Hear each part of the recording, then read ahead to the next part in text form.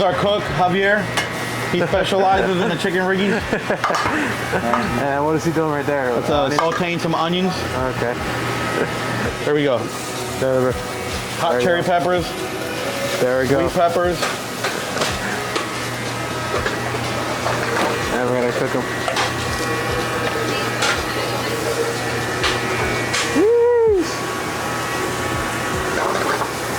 Damn, there you go, guys. Look at that. The skill. And you gotta flip the chicken.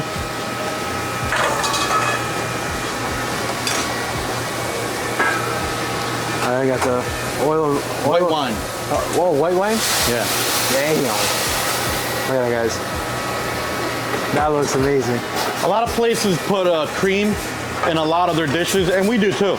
But what separates the riggies apart is it doesn't have any cream.